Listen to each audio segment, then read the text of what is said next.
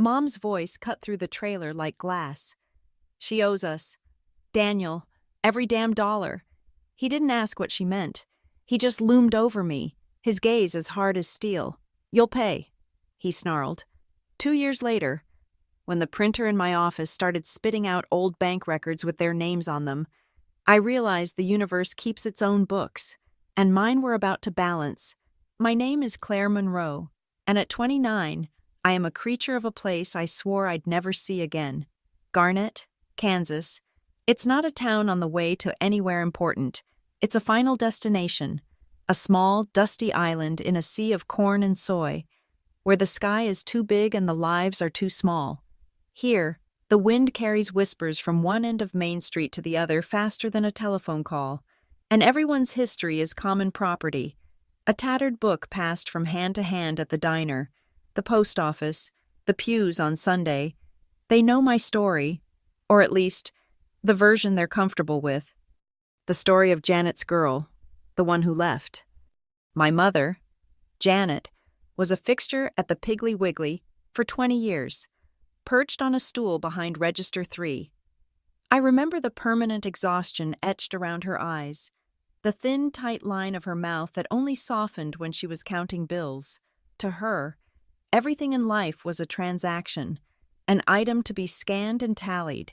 I was the most expensive item she'd ever acquired, a recurring charge on her account that she never missed an opportunity to complain about. You're eating us out of house and home, Claire. She'd sigh, her voice raspy from a diet of cheap cigarettes and resentment. Her love, if it ever existed, was buried under layers of perceived sacrifice. I was not her daughter. I was her debt, a living, breathing freeloader. After my father died, a quiet man who worked himself into an early grave at the grain elevator, the silence in our trailer became a hollow, unbearable thing. Janet filled it with Daniel. He was a big man with a booming voice that rattled the cheap particle board walls and a thirst for whatever rot-gut whiskey was on sale that week. He believed the volume of his opinion was directly proportional to its validity. He'd come home from his handyman job smelling of sweat, sawdust, and alcohol, and the small space of our home would shrink around him, suffocating. He married my mother, and in doing so, he purchased a stake in her assets and liabilities. I was listed under the second column. The night it all fractured is seared into my memory, not with the heat of emotion, but with the cold, sharp clarity of a photograph. I was 17, trying to read a textbook at the small formica table that served as our dining room, our kitchen island, and my desk. The air was thick with the smell of fried bologna and the coming of a summer storm. From their bedroom, my parents' voices started as a low grumble, the familiar prelude to a nightly storm of their own. The topic, as always, was money. A light bill, a truck payment, the cost of existence in a town that offered little and demanded everything. Their voices rose, a sharp, ugly duet of accusation and defense. Then, I heard my mother's voice, no longer a whine of complaint, but a shriek that sliced through the thin wall. She owes us. Daniel, we fed her. We put a roof over her head for 17 years. She owes us. The bedroom door flew open and banged against the wall. Daniel stood there, his face flushed red, his large frame filling the doorway. He wasn't looking at my mother. He was looking at me. He didn't say a word. He just started walking toward me, his heavy work boots thudding on the linoleum. The air crackled. He loomed over the table, his shadow swallowing the light from the bare bulb overhead. He planted his hands on the table, his knuckles white, and leaned in close. The sour smell of whiskey washed over me. "You hear your mother," he snarled, his voice a low growl that was more terrifying than any shout. "Every bite of food, every thread on your back, it's all a debt, and you will pay it." He didn't touch me. He didn't have to. His presence was a physical force, a promise of violence held in check by a thread I could feel vibrating in the air between us. I looked past his shoulder, searching for my mother. She stood in the bedroom doorway, her arms crossed over her chest. She wasn't watching him. She was watching a spot on the far wall. her expression as blank and unreadable as a closed ledger. She was an accomplice in her silence, a co-signer on his threat. In that moment, she looked away, and in doing so, she severed the last, frayed cord that bound me to her. I didn't sleep that night. I waited, listening to the thunder outside and the snores from their bedroom, until the first pale gray light of dawn filtered through the greasy kitchen window. I moved without a sound.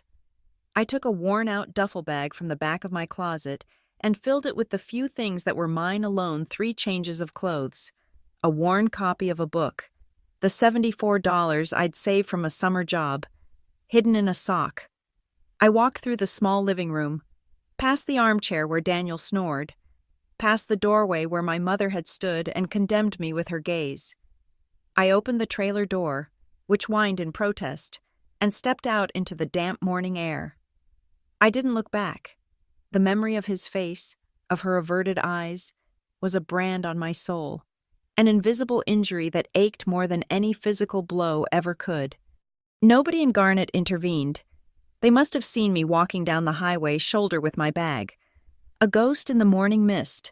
But in a town like this, a closed door is a sovereign border. What happens behind it is family business. Mrs. Henderson next door, who sometimes gave me cookies, would later tell people she always thought Janet was hard on that girl. Mr. Gable, the mailman, would shake his head and say it was a damn shame. But their sympathy was a currency with no value. It was passive, useless, offered only after the transaction was complete. They saw the smoke but never thought to call the fire department. They just watched it burn. On the bus, miles away, watching the flat Kansas landscape streak by, I made a vow. It was a cold, quiet promise, made not to God or the universe, but to myself. I would never go back. I would erase Garnet, Janet, and Daniel from my life. I would become someone else, someone who owed nothing to anyone. But some vows are made to be broken, and I was about to break mine, not by returning as a beggar or a prodigal daughter, but as an auditor. They believed I would forever be the frightened girl cowering at the kitchen table, a debt on their books to be endlessly collected. They were wrong. I was about to learn how to balance the accounts, and I would make sure they paid in full, with interest. The girl who walked out of that trailer at dawn effectively disappeared. I made sure of it. In Wichita, 150 miles northwest of Garnet. Anonymity was the city's greatest gift. It was a place of straight, wide streets, unassuming brick buildings, and people who were too busy with their own lives to care about yours. It was the perfect place to become a ghost. I found a job in the belly of a beast, a sprawling logistics corporation named Transcontinental Freightways. I was a number cruncher in the internal accounting department, housed in a beige cubicle on the 3rd floor of a glass and steel building that hummed with the quiet, constant energy of commerce. My world became a grid of spreadsheets, a landscape of ledgers, invoices, and payment reconciliations. Numbers were my sanctuary. They were clean, absolute, and devoid of emotion. A column either balanced or it didn't. An expense was either justified or it wasn't. There were no gray areas, no hidden resentments, no voices screaming about what was owed. In the predictable logic of accounting, I found the peace and order that had been stolen from my childhood. The steady click of my keyboard was a rhythm that drowned out the echoes of the past. The crisp, sterile smell of toner and paper was an antidote to the memory of stale whiskey and fried meat. My days were for the company, but my nights were for me. I enrolled in evening classes at Wichita State, pursuing the one thing I knew would be my armor and my weapon, a certified public accountant license. The work was grueling. I'd leave my cubicle at 5, grab a tasteless sandwich from a vending machine, and sit in a fluorescent-lit classroom until 10, my mind swimming in tax codes and auditing principles. I was fueled by black coffee and a cold, quiet fury that I never let show. While others in my class talked about partnerships and corner offices, I saw something different in the certification. I saw a shield. I saw a key. It was a way to build a version of myself that was unimpeachable, a fortress of competence so high and so thick that no one from my past could ever touch me again. the day I received the letter confirming I had passed the final exam. I didn't celebrate. I simply folded the paper, placed it in my desk drawer, and felt a single, grim click of satisfaction, like a deadbolt sliding into place. To my colleagues, I was an enigma, and I cultivated that reputation with meticulous care. I was Claire Monroe, the quiet one in accounting who never missed a deadline. I was polite but distant. I never spoke of a family, never mentioned my hometown, never joined them for happy hour drinks. My weekends were a blank slate I refused to let them color in. "Have a good weekend, Claire," they'd say on Friday afternoons. "You too," I'd reply, my face a pleasant, impenetrable mask. I ate lunch at my desk, my focus locked on my screen, creating an invisible barrier that discouraged conversation. They knew nothing about me, and that was my greatest security. I was a blank ledger, a new file. The girl from Garnet was a sealed record, archived in a part of my mind that I never visited. But the past has a way of demanding payment. Once a month, on the first of the month, I would walk to the post office during my lunch break and send a money order for $300 to an address in Garnet. It was not a gift. It was not an act of daughterly duty. It was a toll, a fee I paid to keep the ghosts at bay. I imagined the money arriving, my mother snatching it from the mailbox, her thin lips twisting in a smirk of vindication. She never once called to say thank you. A thank you would have implied a gift, and this was not a gift. This was a payment on an unwritten, unpayable, and fraudulent debt. Her calls came sporadically, usually on a Sunday evening when my guard was down and the loneliness of my quiet apartment felt most acute. The caller ID would flash the name of my hometown, and a cold knot would tighten in my stomach. I always answered, I don't know why. Perhaps it was a morbid need to confirm that the monster was still in its cage, 150 miles away. Her voice, when it came through the receiver, was always the same, a reedy, complaining tone that hadn't changed in a decade. "Claire, it's your mother." She never waited for a response. "That truck of Daniel's needs a new transmission. You know how much that costs." The conversations were never about me. They were never about how I was. They were status reports on their endless financial woes, each one a passive-aggressive invoice sent directly to my ear. And always, before she hung up, came the refrain, "You know, you owe us, Claire. Don't you ever forget who fed you and put a roof over your head when you were good for nothing." My response was always the same, delivered in a voice I kept deliberately flat and calm. "I'm making the payments, Mom." "It's not enough," she would snap. "It's never enough." After I hung up, my hands would tremble. I would stand in the middle of my silent living room and force myself to breathe. In my mind, I kept a different kind of ledger. It wasn't about money. The entries were different. Item 1, childhood. Item, a mother's protection. Item, the feeling of safety in my own home. The balance on that ledger grew with every call, and the debt was all on their side. I would look at my CPA certificate hanging on the wall and whisper to the empty room, "It's almost time to close the books."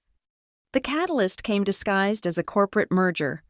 Transcontinental Freightways acquired a smaller regional competitor, and for months, the office was a sea of change and uncertainty.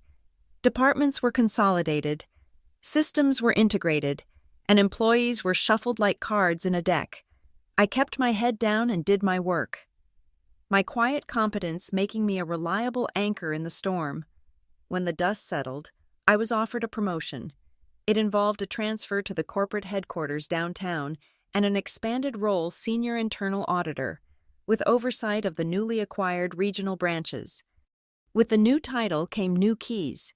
I was given the highest level of security clearance in the company's integrated accounting software. From my new, slightly larger cubicle, I could access the financial records of every office, every warehouse, and every registered vendor from Omaha to Oklahoma City. For the first few weeks, I was meticulous, spending my days familiarizing myself with the new systems, running diagnostic reports, and cross-referencing vendor lists to check for redundancies. It was on a Tuesday afternoon, during a routine audit of small-town service providers in Kansas, that my world stopped. I was scrolling through a long, alphabetized list of lawn care services, plumbing contractors, and maintenance suppliers, and then I saw it. The name jumped off the screen as if it were written in blood. Monroe Supplies, local vendor maintenance. My breath caught in my throat. My mouse hovered over the name. My finger frozen. It had to be a coincidence. It had to be. But the branch location listed next to it was Garnett. My heart began to pound a slow, heavy drum against my ribs. My hands went ice cold. The ambient noise of the office, the ringing phones, the quiet chatter, the hum of the air conditioning faded into a distant roar. There was only the screen and that name. With a trembling hand, I clicked on the vendor profile. The address listed for Monroe Supplies was the same address as the trailer I had fled a decade ago. The contact name was Daniel Monroe. The past wasn't just a memory anymore. It had found me. It had infiltrated my sanctuary, my fortress of numbers. He and my mother hadn't just been taking the $300 I sent every month. They had found a way to bleed the very company that had been my salvation. I stared at the name, reading it over and over. Daniel Monroe, a fraudulent vendor, my fraudulent stepfather. A wave of something cold and sharp washed through me, a feeling that was equal parts terror and a terrifying, exhilarating clarity. The ledger in my mind was no longer a metaphor. The audit was no longer a theoretical exercise. The universe had just handed me the books, and my hands weren't shaking anymore. The sterile blue-white glow of the monitor was the only light in my cubicle. Outside my window, the city of Wichita was a glittering smear of motion, but inside, time had stopped. Monroe Supplies. The name was a ghost, a specter from a buried life now haunting the pristine, logical world I had so carefully constructed. The initial shock, that cold plunge into the past, lasted only a moment. Then, the auditor took over. My hands, which had been frozen, began to move with a steady, deliberate precision. Click, the vendor's payment history opened. My eyes scanned the columns, my brain automatically processing the figures. The numbers were impossibly high, tens of thousands of dollars a year, stretching back nearly 8 years, for local maintenance at a small, low-traffic depot in Garnett. It was unthinkable. The first red flag was a banner, flapping in a hurricane. My training kicked in, a series of methodical steps that were as ingrained in me as breathing. First, legitimacy. I opened a new browser tab and navigated to the Kansas Secretary of State's online business portal. I typed Monroe Supplies into the search field. No results found. I tried variations, Monroe Maintenance, D, Monroe Supplies, nothing. There was no registered LLC, no S-Corp, no sole proprietorship. Legally, the company did not exist. It was a phantom. Next, I checked the Garnett County Clerk's database for a local business license. Again, a dead end. This wasn't just poor bookkeeping. This was a deliberate fabrication. A shell company built with nothing but a name and a mailing address. The address? 114B. Dusty Creek Road. My old address. My old prison. The invoices were being sent to the same rust-streaked trailer where my mother had accused me of being a freeloader. The irony was so bitter it tasted like acid. They had turned my childhood home into the headquarters of a criminal enterprise. I began to pull the invoices, one by one. Digital copies, PDFs stored on the company server. The work of the next 3 weeks became a secret, nocturnal obsession. By day, I was Claire Monroe, the efficient, quiet auditor. I performed my regular duties with flawless accuracy, my face a mask of professional calm. But at night, my apartment became a war room. I bought a cheap printer and a large corkboard, the kind professors use in movies, every evening. I would download a new batch of invoices from Monroe Supplies and print them out. The whir and click of the printer was the only sound in my small, neat apartment, a mechanical heartbeat counting out their sins. The patterns emerged quickly. The invoices were a masterclass in low-level, high-volume fraud. They were just small enough to fly under the radar of automated system checks, approved by a branch manager who was either breathtakingly incompetent or getting a kickback. I suspected the former. Daniel was a bully, not a mastermind. He would have relied on laziness, not conspiracy. There were invoices for parking lot debris removal, for $450 billed on the 1st and 15th of every month for 6 straight years, including the dead of winter when the lot was under a foot of snow. There were charges for emergency plumbing repair on dates where the facility's own maintenance logs showed no issues. They billed for gallons of industrial floor cleaner, crates of rock salt, and cases of replacement light bulbs that were never ordered, never shipped, and never received. I cross-referenced the invoice numbers with the Garnett Depot's shipping manifests. Nothing. I pulled the depot's internal work order requests. Nothing. These were payments for services never rendered, for goods that never existed. They were lies, converted into cash. Each printed invoice was a piece of the puzzle. I pinned them to the corkboard, the wall of my living room slowly disappearing behind a patchwork of their greed. I connected them with red yarn, tracing the patterns of deception. A line from a recurring charge for gutter cleaning to another for roof patching that was always billed the following week. A web of phantom services, all leading back to the same post office box, the same bank account. It was ugly, and it was beautiful. It was the most perfect, airtight case of fraud I had ever seen. I saved every file, every cross-reference, every piece of negative proof to an encrypted external hard drive. I made a backup of the backup. I was not just an auditor, I was an archivist of their downfall. On the last night of my silent investigation, I was scrolling through the very first invoices from 8 years ago, looking for the origin of the scheme, and then I found it. It was an invoice for a larger, unusual amount, dated just a few months after I had left for Wichita. The primary line item was vague, labor-extensive property cleanup. It was the subline, written in the description field, that made the air leave my lungs. Claire Monroe assistance fee, 40 hours. My body went rigid.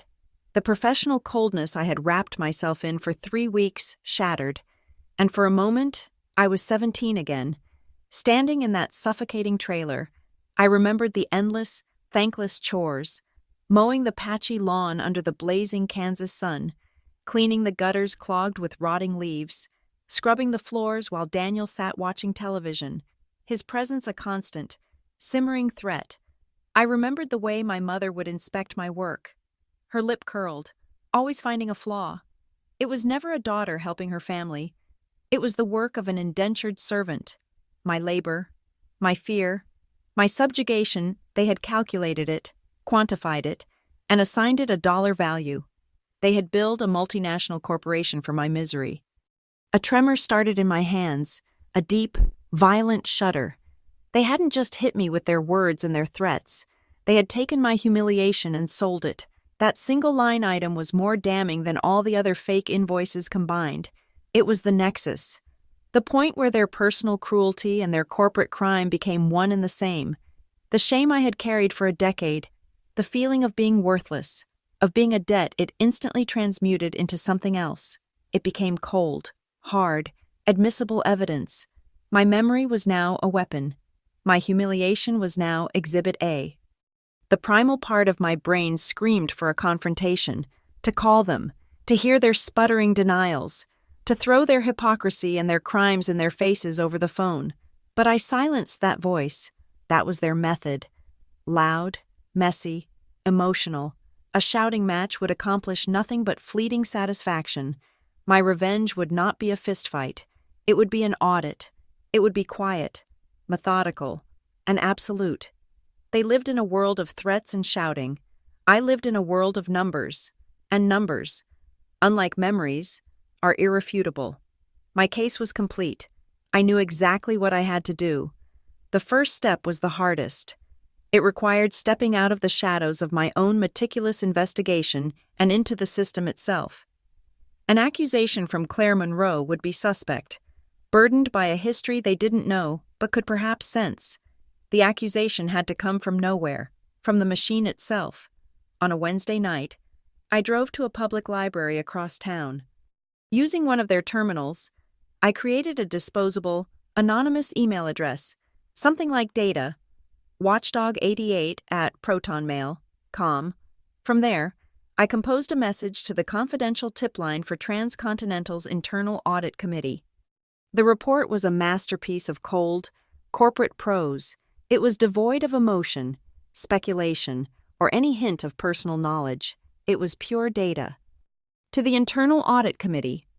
This is an automated flag generated by a third-party analytical tool. Vendor ID 774 KSM. Monroe Supplies. Garnett Branch has been identified for potential billing irregularities. Analysis of payment data from the last 36 fiscal months indicates a statistically improbable frequency and consistency of invoicing for routine and emergency maintenance, exceeding branch averages by 450%. Furthermore, a high percentage of invoices lack corresponding work order numbers in the depot's digital logs. Recommend a priority-level field audit to verify services rendered against payments made and to rule out vendor invoice inflation. I attached a single, heavily redacted spreadsheet showing the anomalous payment frequencies without revealing any names. I hit send, deleted the email account, cleared the browser's cache, and walked out of the library, my heart hammering against my ribs. I had lit a fuse deep in the belly of the corporate beast. Now, all I could do was wait and pretend I didn't smell smoke. The response was faster than I anticipated. 2 days later, an email with the subject line, Action Field Audit, Garnett Depot, appeared in my departmental inbox. As the new senior auditor for the region, I was on the distribution list. My breath hitched as I read the names of the audit team being dispatched from the Kansas City office. It was real. The gears were turning. I felt a dizzying combination of terror and elation. I had set a tidal wave in motion, and I was now standing on the shore, watching it approach. The following week was the longest of my life. I went about my work with a placid expression, running reports and attending meetings, while an internal clock ticked down the seconds to detonation. News from the field trickled back in fragments. The audit team had arrived in Garnett. I learned this from an offhand comment in a conference call. Then, a piece of perfect, damning irony reached me. The lead auditor called our department head for some procedural advice, and I overheard the tail end of the conversation. "Yeah, it's a strange one," the department head said, his back to me. "The branch manager here seems clueless," says the vendor. "A guy named Daniel Monroe is a pillar of the community. Apparently, the guy was just bragging to him last week that his business was growing so fast. He figured the company must really love his work." I had to grip the edge of my desk to keep my hands from shaking. The arrogance, the sheer blind confidence of a man who believed he was untouchable. He thought they were coming to give him a medal, not to read him his rights. He had no idea the woman whose childhood he'd monetized was sitting 150 miles away, watching his world prepare to burn to the ground. The decisive moment came on a Thursday morning. It arrived not with a bang, but with the quiet ping of a new email. My inbox was flooded, as usual, but this subject line made my blood run cold. Urgent payment verification request. Vendor 774 KSM, Monroe Supplies. My name was in the CC line. My eyes scanned the body of the message, my mind racing ahead of the words. It was from the lead auditor in Garnett. "Team, we're on site and hitting a wall. The Garnett branch manager can't produce signed work orders or receiving reports for over 90% of the invoices submitted by Monroe Supplies for the past 2 years. He claims the vendor handled everything and just sent the bills. We need to verify from your end. Headquarters, can you have someone from internal accounting run a full verification of these payment records against system log shipping manifests and work requests? Given her new oversight of these branches, please assign this to Claire Monroe. We need it ASAP." I read the last sentence 3 times. Please assign this to Claire Monroe. A slow, cold smile touched my lips, a tiny crack in my mask of composure. It was perfect. It was poetic. The universe wasn't just offering me revenge. It was handing me the official executioner's axe and asking me to sharpen it. The very system they had exploited was now formally requesting that I, their silent victim, be the one to document their crimes. Right person, right time, right place. I replied to the email instantly. Acknowledged. I will handle this immediately. I didn't need to search for the data. I had it all, pristine and organized on my encrypted hard drive. But I went through the official motions, my clicks echoing in the quiet of my cubicle. I opened the company's server, my new credentials granting me access to everything. For the next hour, I worked with the intense, detached focus of a surgeon. For each fraudulent invoice submitted by the field auditor, I created a response package. Invoice 4855. Emergency roof patching. $200. I attached the depot's weather log for that date. Clear skies. No precipitation. I attached the maintenance log. No reported leaks. Invoice 4912. 20 cases industrial de-icer salt. $850. I attached the shipping manifest from the corresponding week. No deliveries received from Monroe Supplies. Invoice 5U33. Parking lot debris removal. $450. I attached a satellite image of the depot from that day, publicly available from a weather service, showing the lot was clear and untouched. One by one, I built their coffin, using their own lies as the wood, and my evidence as the nails. When I had compiled every piece of evidence for the last 2 fiscal years, a mountain of damning proof, I printed a summary cover sheet. As I reached for it, my arm brushed against a small cardboard box on my desk, a box of old papers I'd brought from my apartment.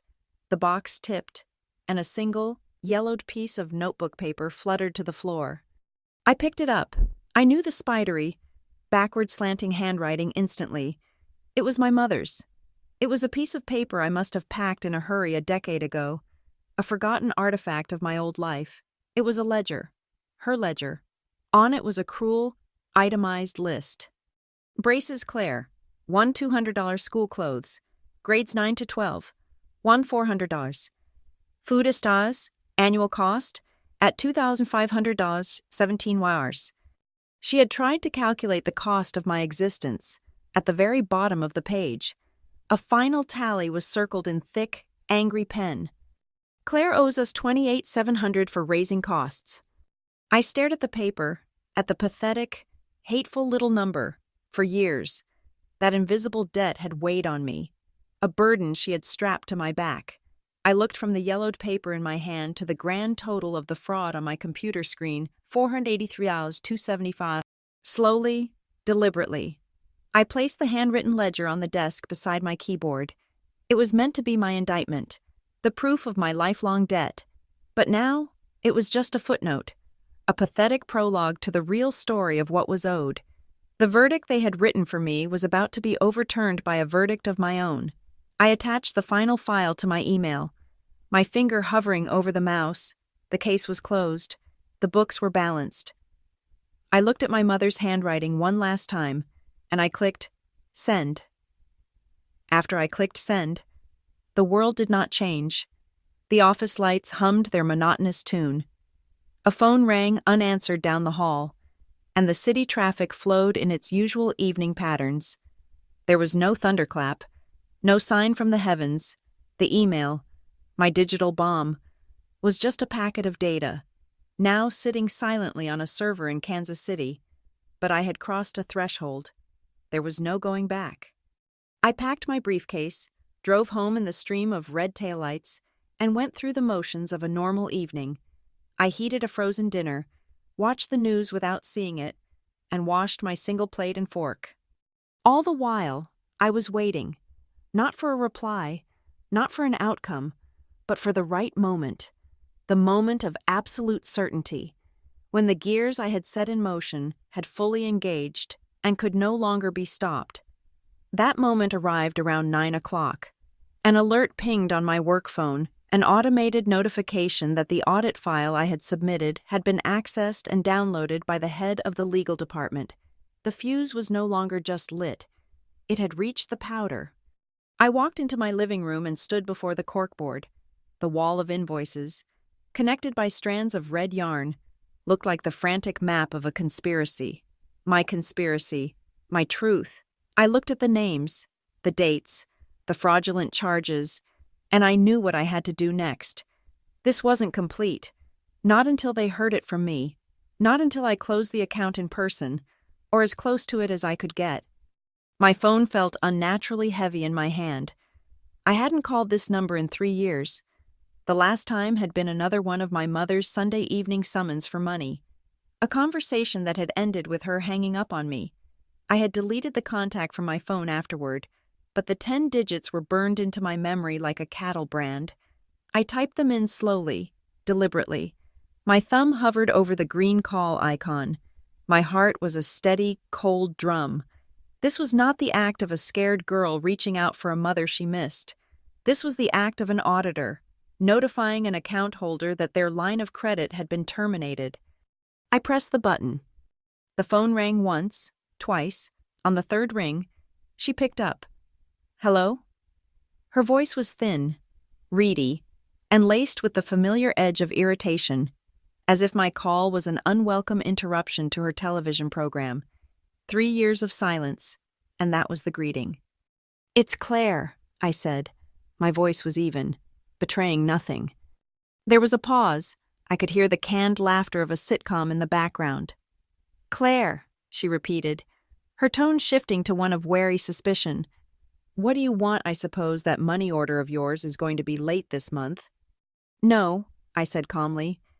"It's not about the money order." I let a beat of silence pass, allowing the space between us to fill with her impatience.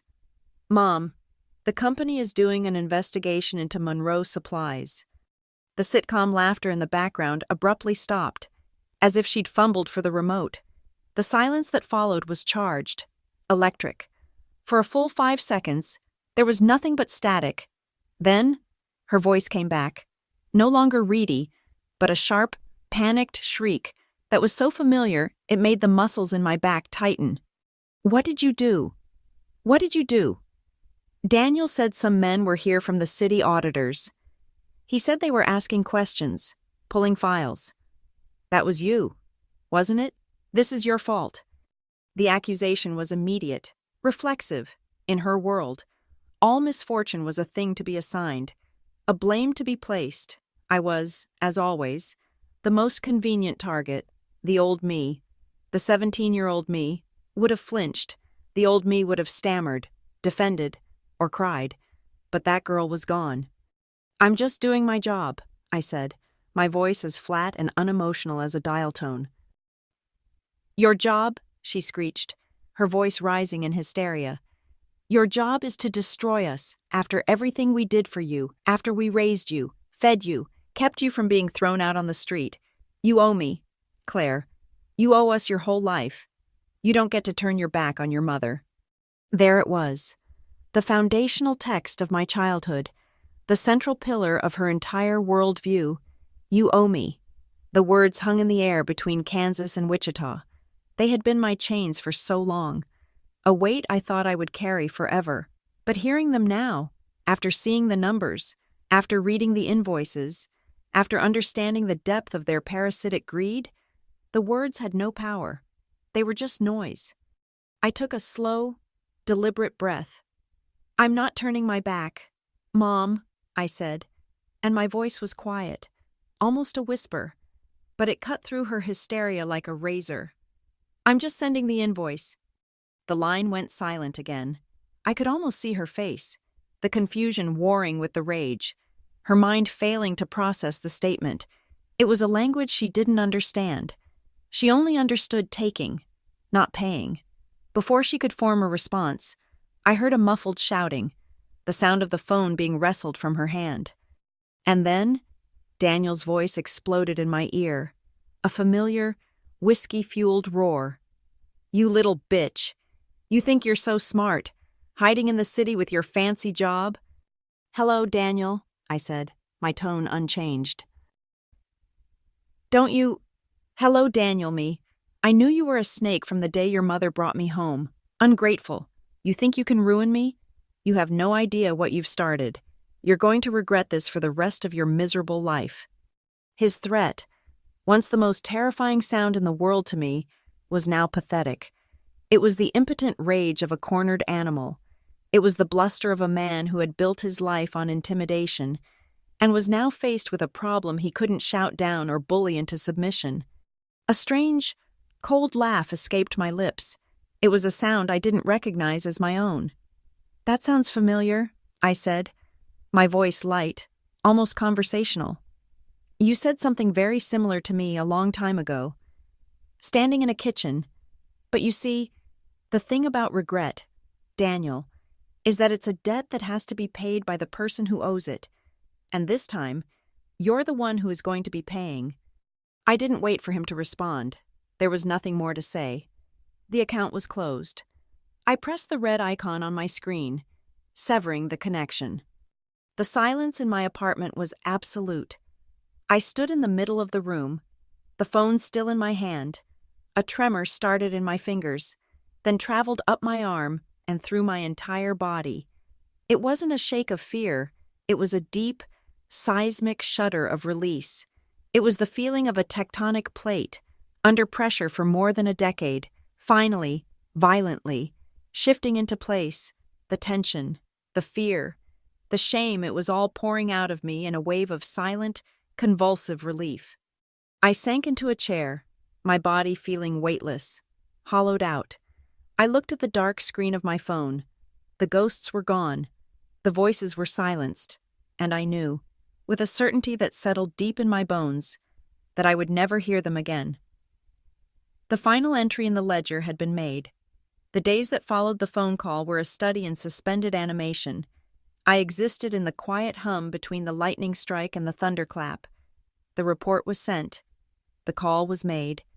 The machinery of corporate justice was now grinding away in floors above me. In conference rooms I would never enter, and on email chains I would never see.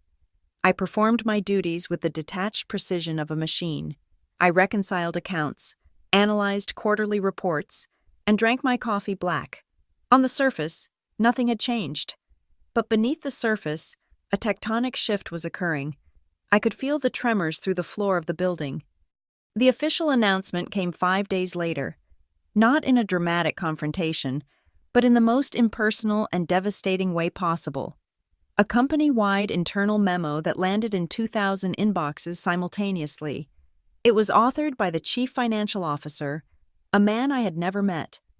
To all transcontinental employees, from Office of the CFO, subject statement regarding internal audit findings.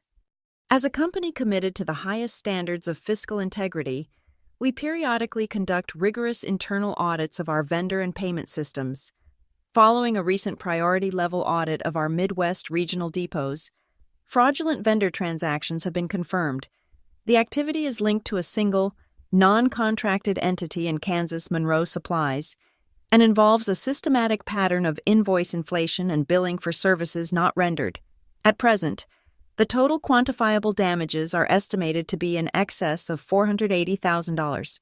The matter has been turned over to our corporate legal department, who are cooperating with the relevant state and federal authorities. Transcontinental is committed to prosecuting this matter to the fullest extent of the law. I read the memo 3 times. The words were so clean, so sterile. Fiscal integrity, quantifiable damages, relevant authorities. It was the corporate lexicon for theft and betrayal. They had taken a story of greed, cruelty, and lies, and had distilled it into 4 bloodless sentences. $480,000. It was a number both obscene and validating. It was the price tag of their contempt. That night, I did not sleep. The next morning, I was in the office by 7. The building was a hollow shell, hushed and dark. The vast open-plan floors were a cityscape of sleeping computer monitors and empty chairs. The only sounds were the faint hum of the servers from the IT department and the distant sigh of the building's ventilation system. I walked through the silent canyons of cubicles to my own, my footsteps echoing in the stillness. I did not turn on my overhead light. I sat in the pre-dawn gloom, the glow of my monitor painting my face in a pale, ethereal blue. I was there for a vigil. I was waiting for the ghost. It began without warning. From the corner of the room, the large communal network printer, a hulking beast of plastic and metal, stirred from its slumber. It made a series of soft clicks, a low whir, and then a mechanical sigh, as if waking from a long and troubled dream. I didn't move. My eyes remained fixed on my screen, but my entire consciousness was focused on that machine. It had received a command, but not from me. It was a ghost command, a signal sent from the depths of the system, triggered by the finalization of the fraud report. With a low, guttural growl, the machine pulled a single sheet of paper into its guts. The sound was a harsh, scraping noise, like the drawing of a ragged breath. For a moment, there was silence. Then, slowly, reverently, it pushed out a single, perfect page into the receiving tray. I knew, without having to see it, what it was. The first invoice, dated 8 years ago, services rendered extensive property cleanup, and beneath it, the line that had become the heart of their crime and the key to their undoing Claire Monroe assistance fee. Then came the second page, and the third. The printer settled into a relentless, hypnotic rhythm.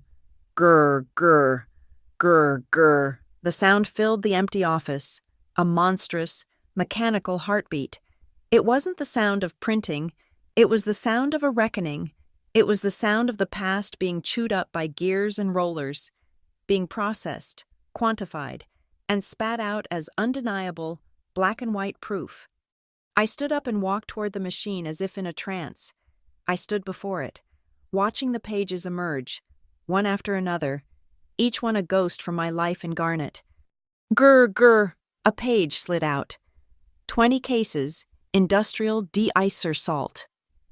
I saw the gray slush of a Kansas winter, felt the biting wind on my cheeks, the ache of cold in my bones.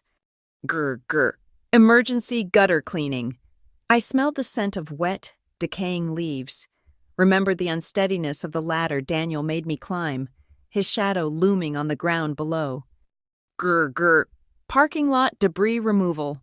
I felt the phantom weight of a heavy-duty trash bag in my hands, filled with other people's garbage. The pages were no longer just invoices, they were receipts for my stolen youth. Each line item was a quiet humiliation, each dollar amount a casual cruelty they had committed and then sold. The machine was not just printing evidence, it was printing their confession, a long, detailed testament to their greed that they would never have had the courage to speak themselves. Each sheet that fell into the tray was another line of that confession, signed and dated by their own arrogance. The pile grew higher, from a few pages to a thick sheaf, then to a towering, impossible stack. It was a tombstone made of paper. The machine printed for nearly 20 minutes, its growling complaint the only sound in the universe. Then, as abruptly as it began, it stopped. The final page slid out, and the machine sighed once more, a puff of warm air that smelled of hot toner and finality, and then it fell silent. The stack of paper sat in the tray, thick and heavy. It was nearly a ream high, a physical monument to their lies. I did not hesitate. My movements were calm, deliberate. I walked to the stack, squared the edges into a perfect, sharp block, and lifted it. The weight was substantial, solid, the weight of their sins. I carried it back to my desk and slid the entire stack into a large, blank inter-office mail envelope. I sealed the flap. No note, no name, no explanation. It needed none. I walked through the silent office, my heels clicking on the polished floor, the heavy envelope in my hands. The legal department was on the 12th floor. The glass doors were locked, but there was a secure drop box for after-hours deliveries. I slid the thick envelope through the slot. It landed with a soft, satisfying thud on the other side. They would know who had sent it. My name was on the official audit request. The timing was too perfect, but I didn't need the credit. This act wasn't for the company. It was for me. I had let the system speak for me in the language of formal reports and digital evidence. This was the postscript, written in the language of paper and ink. A final, visceral statement. I returned to my desk. The first rays of dawn were breaking over the city, casting long, skeletal shadows across the empty cubicles. I sat and watched the sun rise, and then, at 7:59 a.m., 1 minute before the official start of the business day, a new email appeared in my inbox. The subject line was stark and absolute. Vendor termination, 774 KSM, Monroe Supplies. It was from corporate security. The body was brief, a staccato of corporate actions. Vendor status, terminated. Payment channels, frozen. Case status, escalated to legal for criminal prosecution. I read the words, and I felt nothing. No joy, no triumph, no anger, just a profound and total stillness. The end of a long, ugly equation. I looked at my own pale reflection in the dark screen of the monitor. The face looking back was no longer a girl who owed a debt. She was the one who had collected it. I leaned forward, my breath fogging the glass for a moment, and whispered to the empty room, "Now you owe me." I didn't have to wait long for the story to break. In a town like Garnet, a secret is a commodity with a very short shelf life. The investigation itself was a sealed corporate affair. But the presence of federal investigators in a town of 3,000 people is an event that cannot be contained. I had set up a Google alert for Garnett, Kansas years ago, a morbid curiosity I could never bring myself to cancel.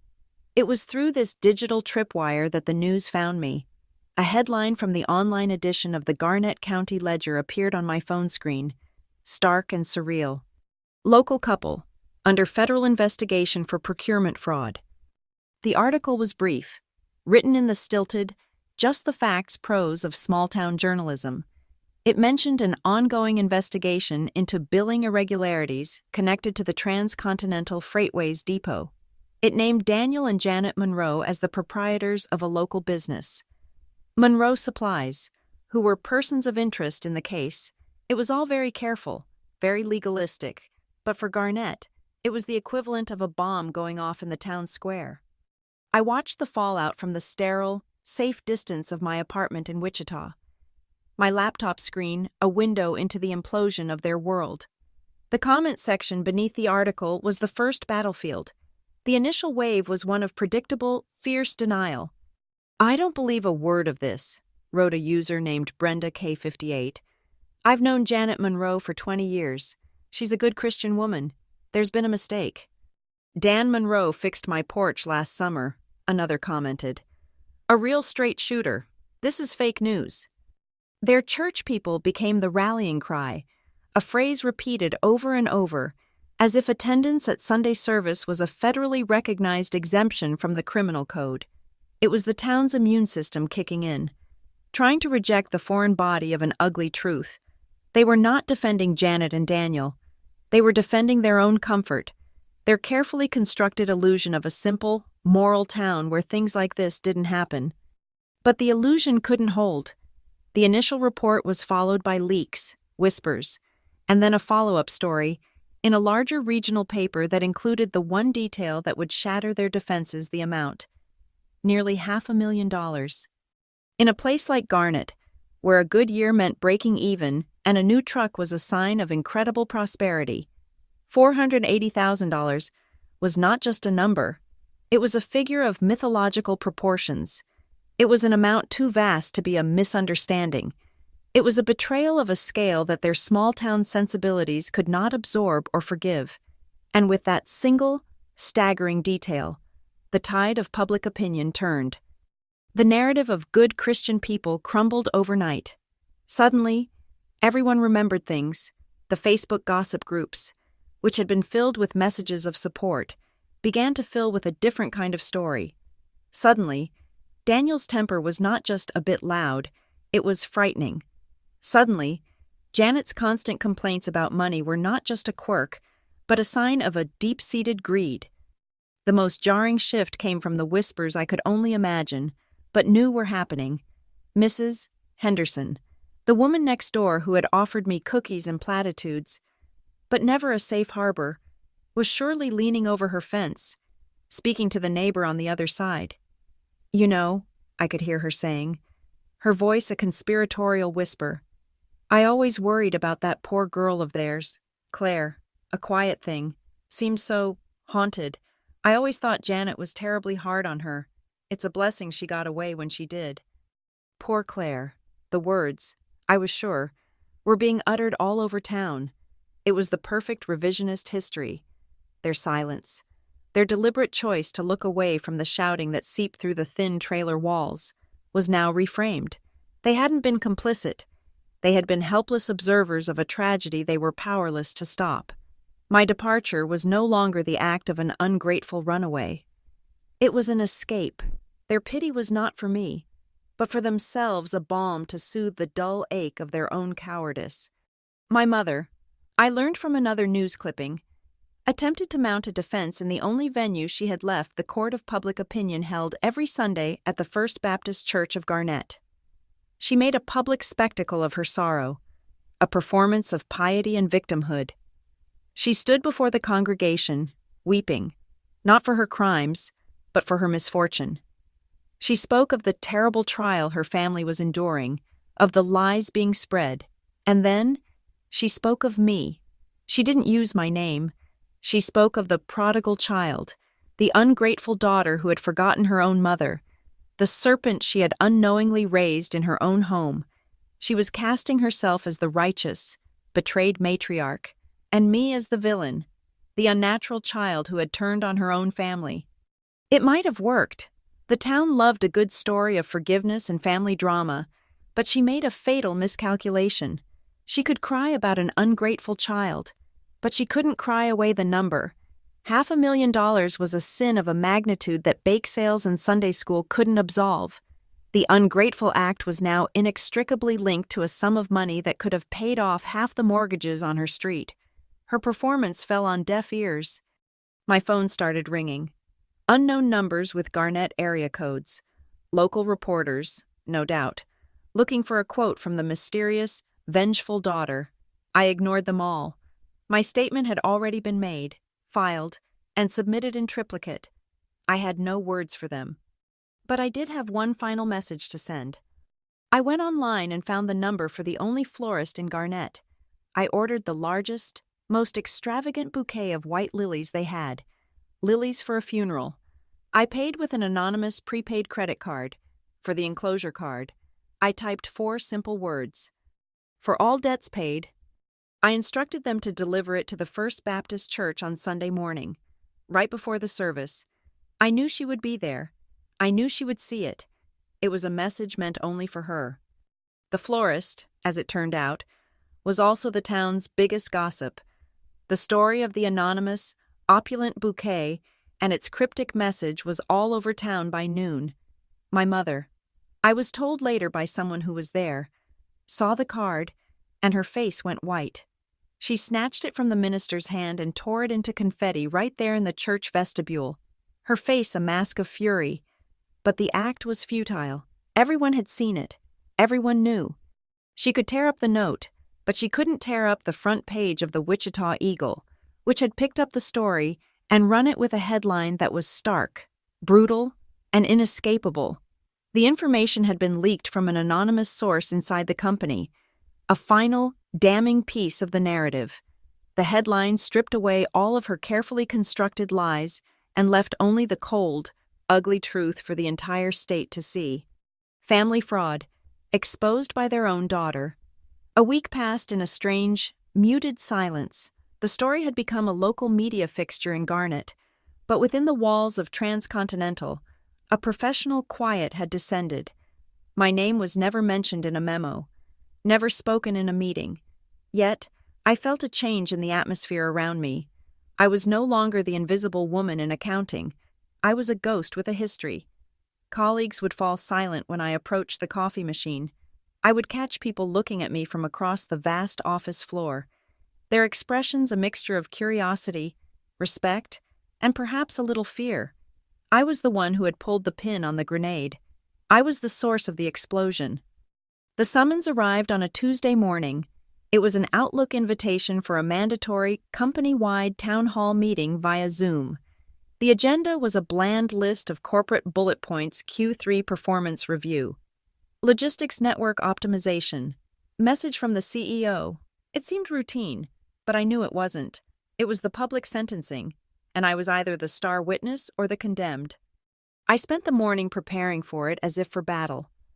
I chose my clothes with surgical precision, a charcoal gray blazer, a simple white blouse, the colors of concrete and paper. It was an outfit designed to be armor, to convey a professional severity that would betray nothing of the roiling sea of emotions inside me. I did my hair and makeup with a steady hand, creating a mask of composure. When the time came, I did not take the call from my cubicle. I booked a large, empty conference room on the top floor. I needed space. I needed silence. The room was cold, dominated by a long, polished table and a wall-sized screen. I sat at the head of the table, a lone figure in a room built for 20, one by one. The screen populated with squares, a digital mosaic of the company. Faces from Dallas, Chicago, Denver, Atlanta, hundreds of them. All strangers, all colleagues. I found my own face in the grid, a small, pale image, and pinned it to the corner of my view so I could monitor my own expression. I schooled my features into a look of neutral attentiveness.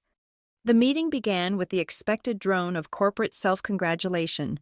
The CEO, a man with a perfect tan and impossibly white teeth, spoke about market share and shareholder value. I barely listened. My focus was on a different square in the grid, the one labeled Arthur Davies, Chief Legal Officer. He was an older man with sharp eyes and a weary, intelligent face. He sat unmoving, listening to the CEO, his expression unreadable. After 40 minutes of financial projections, the CEO smiled his blinding smile. "And now," he said, "I'm going to turn it over to Arthur Davies from our legal department for a brief update on a corporate integrity matter." A subtle shift occurred across the hundreds of faces on the screen. People sat up straighter. The polite, feigned interest was replaced by genuine attention. Mr. Davies's square expanded to fill the center of the screen. The room I was in felt suddenly colder. He began to speak, his voice calm and measured, carrying an authority that cut through the digital space. "Thank you. Tom, as you all know, Transcontinental is built on a foundation of trust. Trust with our clients, trust with our shareholders, and trust with each other. That trust is our most valuable asset. Recently, that trust was violated." He paused, letting the weight of his words settle. As the memo last week stated, a significant, long-term fraud was uncovered at one of our regional branches. This was not a sophisticated cyber attack or a complex conspiracy. It was a simple, ugly case of greed, perpetrated by a local vendor. But this fraud was brought to light not by a system check or a random algorithm. It was brought to light by the integrity and courage of a single employee who saw something that was wrong, and who had the character to report it through the proper channels. My heart began to hammer against my ribs, a frantic, trapped bird. I kept my hands perfectly still on the table in front of me.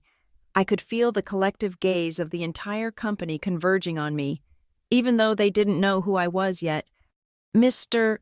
Davies leaned slightly forward, his eyes looking directly into the lens of his camera. It felt as if he were looking into my soul. His voice was quiet, but it filled the vast, empty conference room. "Claire Monroe," he said, "would you please stand up?" The sound of my name, spoken aloud in this public forum, was a physical shock. For a decade, I had worked to make that name anonymous, forgettable. Now, it was the center of everything. Time seemed to stretch and thin. Slowly, as if my limbs belonged to someone else. I pushed my chair back. The scrape of its legs on the polished floor was the only sound in the universe. I rose to my feet. On the screen, I could see my own box in the grid automatically highlight and expand.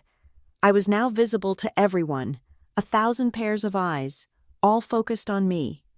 I stood in the silent, empty room, my posture straight, my face a carefully blank slate. "Because of your diligence, Ms.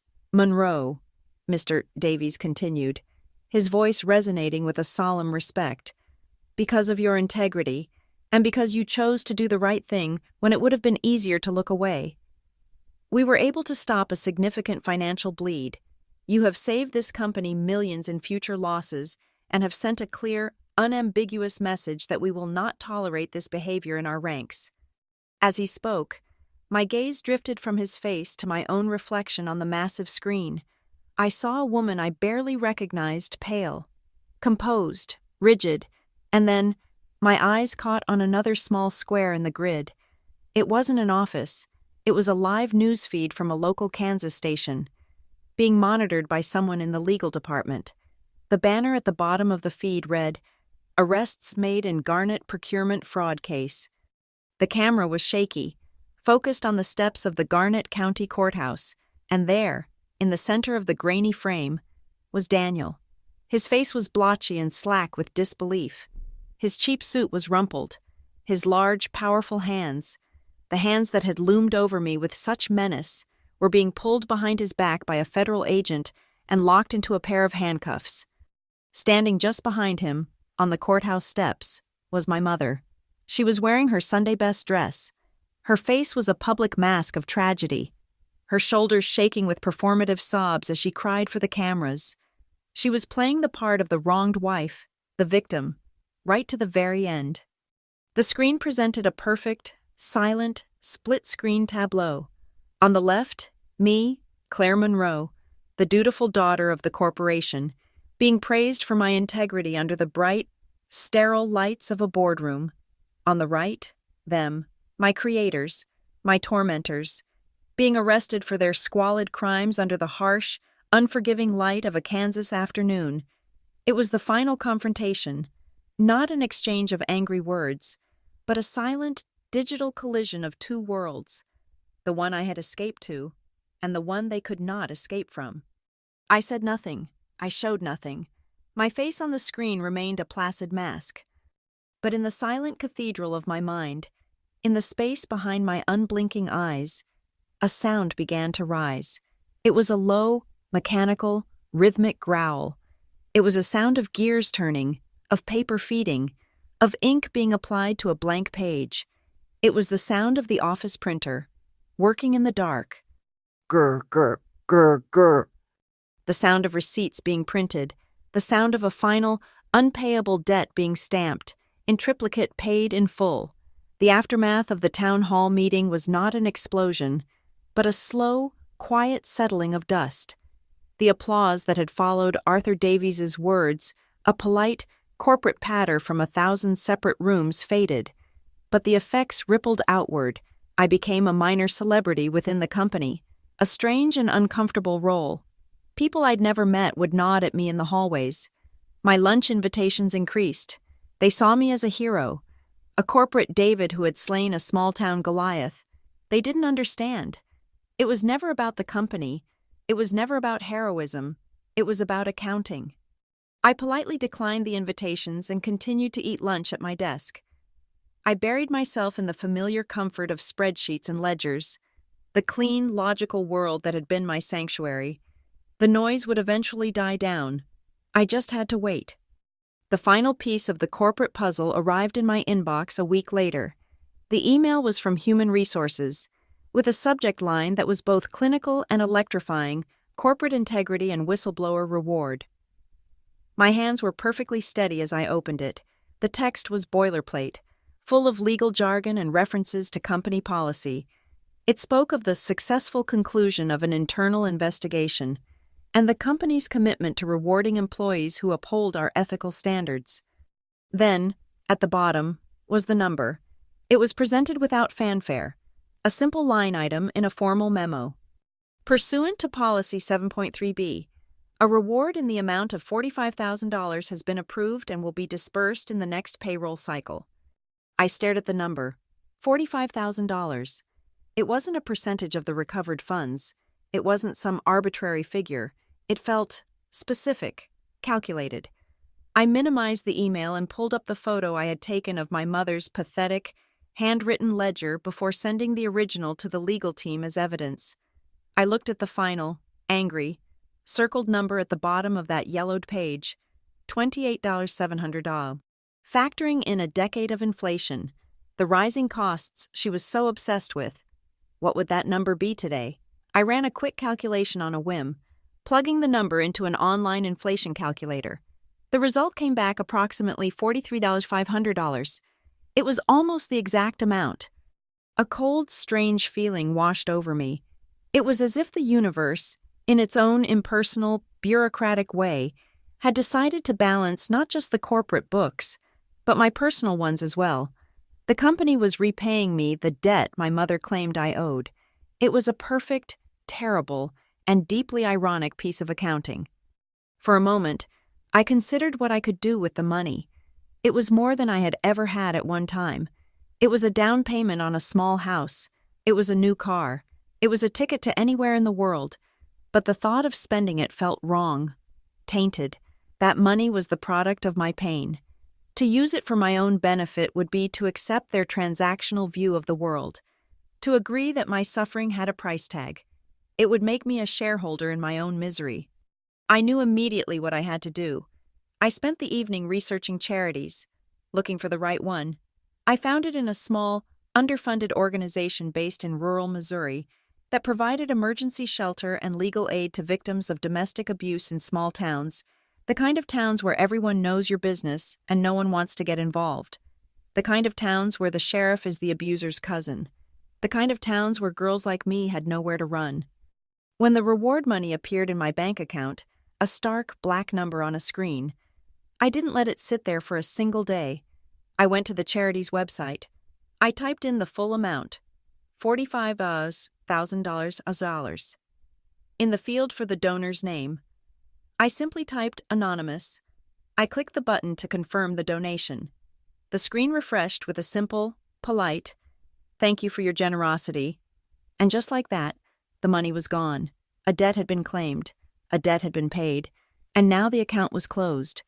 I felt a lightness I hadn't realized was possible. A final, definitive severing.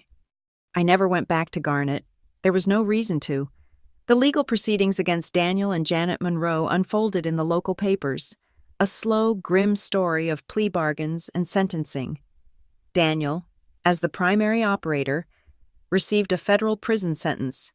Janet, who played the part of the clueless, manipulated wife to perfection, received probation and community service.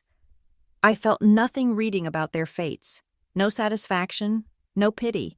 They were simply files being moved from an active case to the archives. My only connection to the town was the online subscription to the Garnet County Ledger.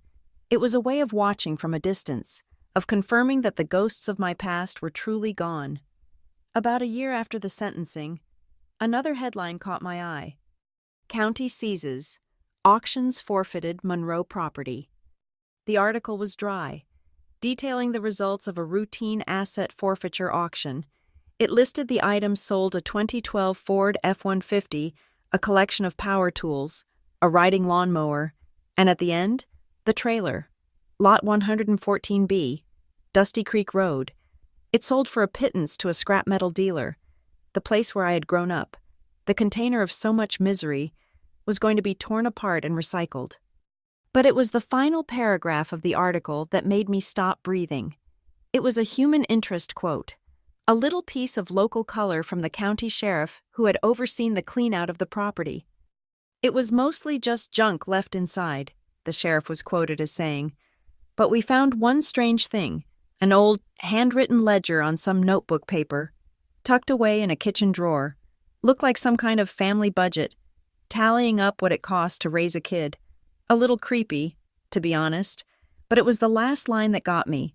At the bottom of all these numbers, someone had written, in a different pen, 'Paid in full.' Can you imagine? No idea what that was about?" I closed my laptop. The room was quiet. I pictured that yellowed piece of paper, my mother's angry, spidery script itemizing my cost, and then that final, definitive line, "Paid in full." Who had written it? An evidence clerk with a flair for the dramatic, a sheriff with a sense of poetic justice, or, and this thought sent a strange, complicated chill through me, had my mother written it. Had there been a moment, in the wreckage of her life, a single, fleeting instant of clarity where she finally understood the nature of the debt and who had truly paid it? I knew I would never know, and I realized, in that quiet, profound moment, that it didn't matter. The author was irrelevant. The verdict was all that mattered. The universe, through some anonymous hand, had added the final entry and closed the books for good. I stood up and walked to the window, looking out at the lights of Wichita, a city that had given me a new life.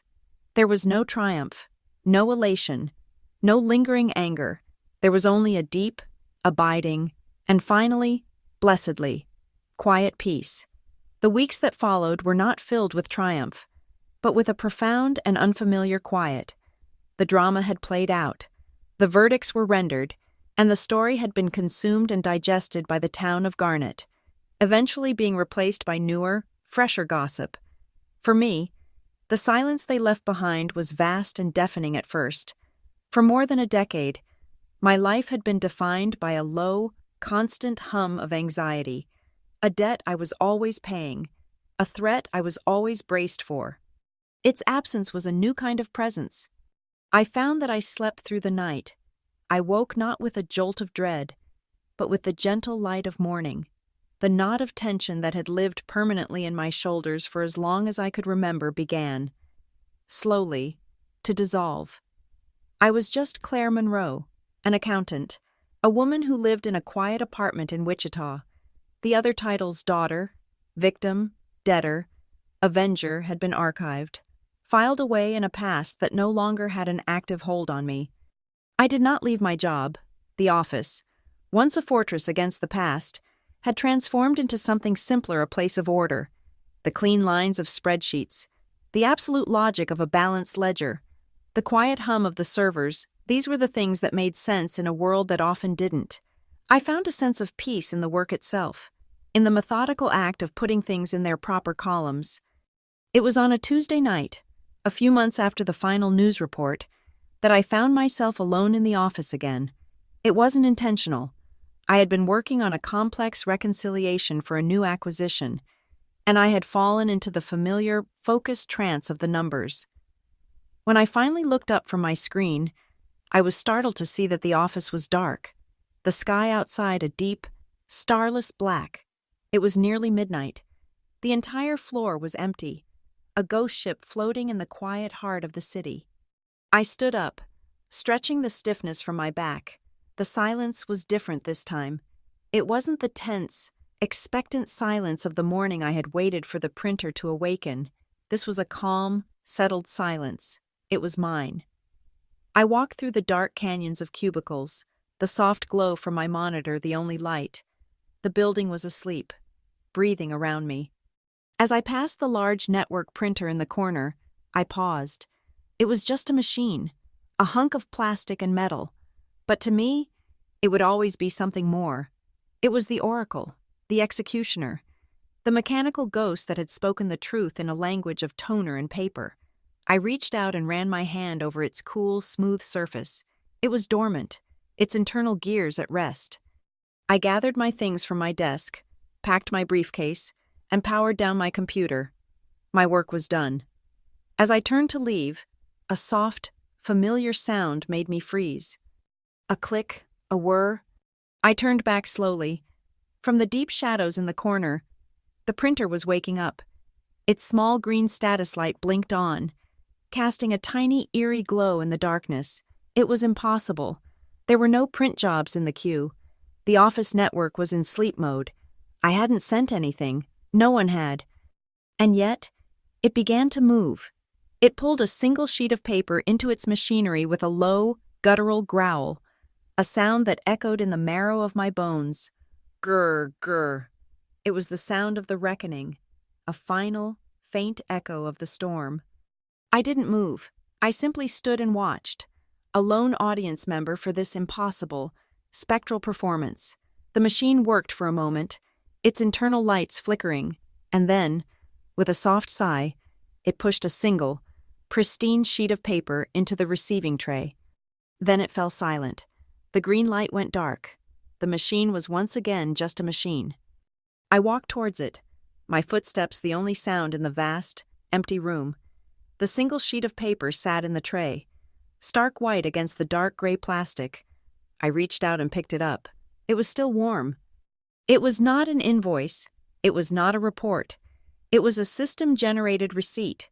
the kind used to close out a major job file. At the top, in a simple sans serif font, were 2 lines of text. Receipt 999, job file 774, KSM, status paid. The rest of the page was blank. I looked at the stark, simple words, paid. It was the last word. The final entry, a ghost in the machine, performing one last unnecessary act of accounting to confirm that the balance was 0. The universe, it seemed, was as meticulous as I was. It demanded that every column balance, every book be closed. Slowly, I folded the paper in half, then in half again, the creases sharp and definitive. I walked back to my desk, opened the bottom drawer, the one filled with personal items, a spare pen, a tube of chapstick, and I placed the small white square inside. I slid the drawer shut.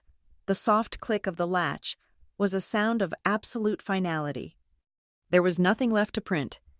I turned off the small lamp on my desk, plunging the room into near-total darkness. I walked out of the office, my footsteps sure and steady. As I stepped out of the building's main doors and onto the empty street, a light rain had begun to fall. The drops were cool on my face, washing the city in a clean, reflective sheen. It was the same kind of rain that had been falling that first morning, all those years ago, when I had walked away from a trailer with nothing but a tattered bag and the weight of a debt I didn't owe.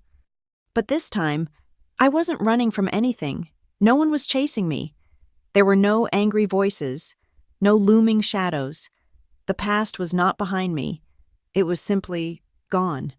The rain fell, and I just stood in it for a moment, letting it wash over me. No one owed anyone anything. And if someone, someday, were to ask me how I found justice, how I exacted my revenge on the people who had wronged me, I would have my answer ready. I wouldn't speak of pain or anger or retribution. I would just look them in the eye and say, I just balanced the books. Thank you so much for listening to my story. I'd love to see where in the world you're tuning in from. So please drop a comment below and let's share our thoughts. If this story resonated with you, I'd be so grateful if you would subscribe to the channel, like the video, and support us further by hitting that hype button to help this story be heard by more people.